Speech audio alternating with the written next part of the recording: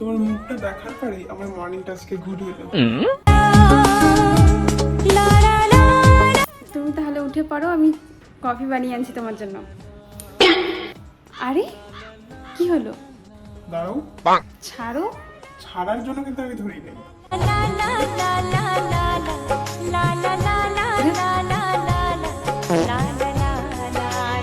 এই তুমি কি করছো? চুলগুলো বেঁধে নিচ্ছি। আমাকে খোলা চুলো দেখতে একদম ভালো লাগে না। কে বললো তোমাকে? কে বললো যে সুন্দর লাগে না? চুল ছাড়লে তোমাকে একদম পরীর মতন লাগে।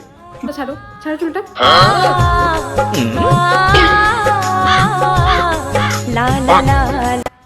কি ব্যাপার, তুমি এত বড় করে কেন সিঁদুর পড়ছো?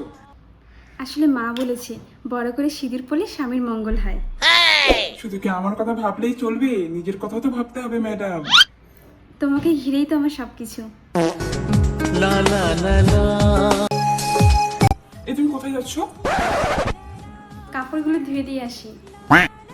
এতগুলো জামা কাপড় তুমি একা ধুয়ে দিবে? পাগল হয়েছো তুমি, পাগল হয়েছো। আমাকেই তো এখন বাড়ির সব কাজ করতে হবে। তোমার হাত খারাপ হয়ে যাবে, নখ খারাপ হয়ে যাবে, তুমি এত কাপড় ধুবে। আমার কোনো অসুবিধা হবে না, আমি সব করে নেব। আমার কথা এখন কেন শুনবে? আমি তো তোমার নিজের কেউ না। ঠিকই আছে, যাও।